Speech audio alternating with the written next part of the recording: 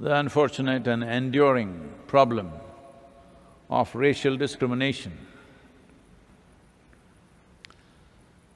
and the reactions to that is also taking a toll on the nation at a time like this. On the basis of color, creed and caste, much suffering has been imposed. Much blood has flown, too many lives have been taken, but still the problem endures. Largely, by law, world has become equitable, largely. There are still some nations which are religious republics where by law there is discrimination. But nations have matured in terms of law or in their constitution. But many individual human beings, a substantial number of them unfortunately, refuse to evolve. And they continue the same prejudices, same discrimination and same selective cruelty, either because of color, creed or caste. To fight for equitable laws is completely a different process. But to transform individual human beings is a totally different process. One must understand India's independence movement. Till then you must know, there was an effective apartheid process in this country. And then the civil rights movement in the United States, they fought in a different style because they were fighting against unjust laws. Now the laws have been fixed, but the injustice in human minds and hearts are not gone. This cannot be done by fighting on the street. This is a lot more difficult work. This is about raising human consciousness, about transforming human beings into more conscious and sensitive to all life.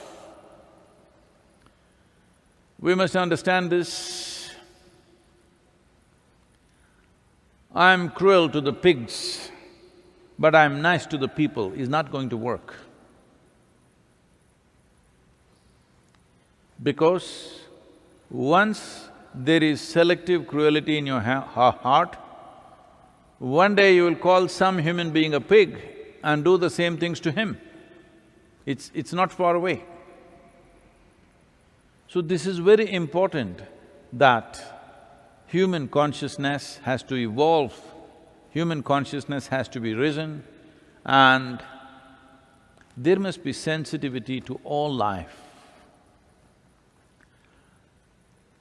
Well, I chose the example of pigs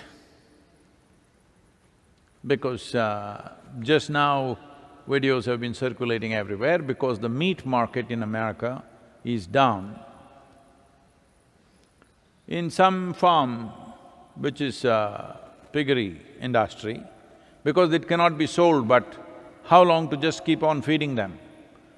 So they decided to kill a few hundred or thousand pigs, it looked like hundreds of pigs. They decided to steam them to death. 140 degrees steam coming out and the pigs are screaming away. It takes a long time for the steam to fill up and for them to die. And then, after the steam is taken out, a few pigs are still not dead, so man is going with a gun and shooting each one of them, those who are not dead yet. When we can do this to one creature, we can do it to another creature, and naturally it'll seep into other human beings that we don't like for whatever reason. Either because of their color, or caste, or creed, we don't like them, and we will do the same things. So the sensitivity has to be towards life itself. not towards this person, that person, a specific problem. Well, in India, this has been going on for last few days. An elephant, a pregnant elephant, was killed with a pineapple loaded with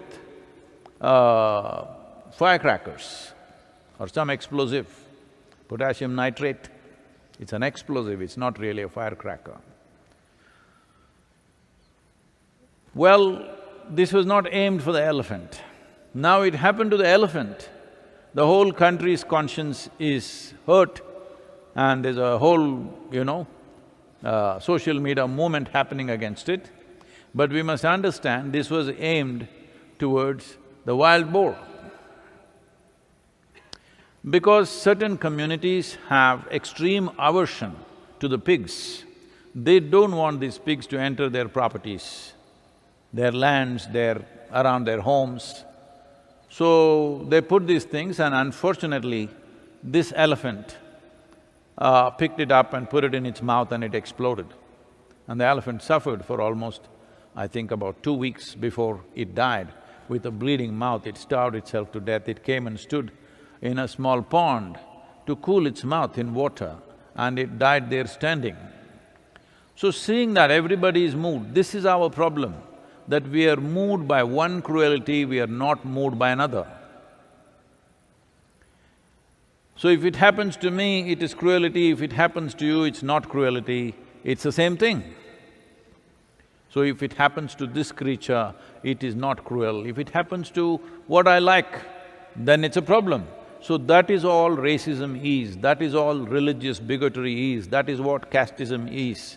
That if it happens to me, it hurts, or if it happens to what belongs to me, hurts.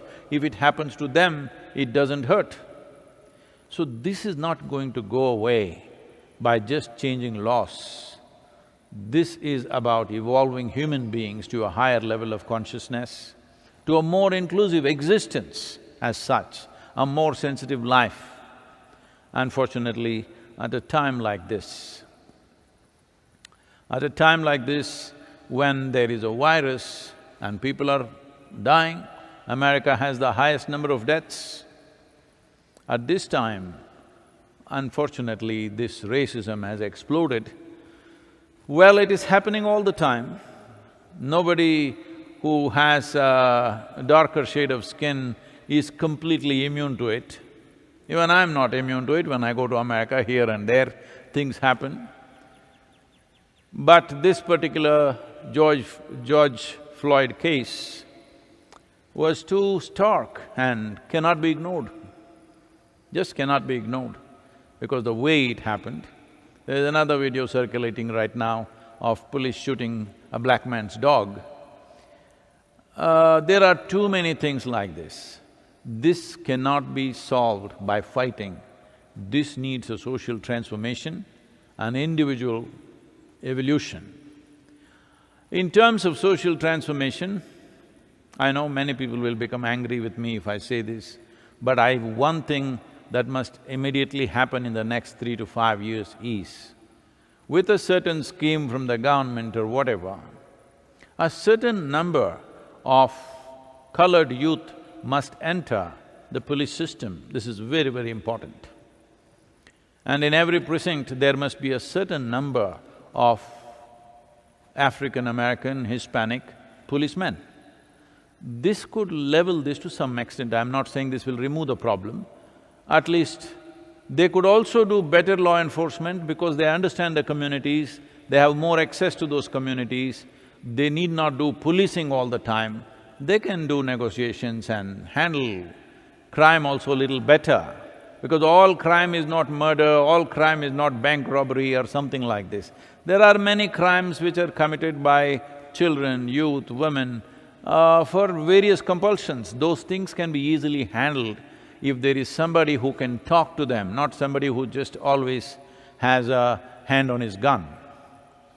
So, like this, some social situations can be changed, but without raising human consciousness, without making every human being far more sensitive to life, this is something every society in the world needs to think. If we want cruelty against human beings to go away, cruelty against animals also need to go away, only to the extent where it's absolutely necessary. Unfortunately, our lives depend upon them, so to some extent it's necessary, but right now I feel we are treating the animals wantonly. That also translates into treating other human beings like that. It's very easy to do that. When you're doing it to one creature, doing it to another one is not very far away. I think this needs to be addressed in a more fundamental way, and this movement should not be, now how long will you protest on the streets?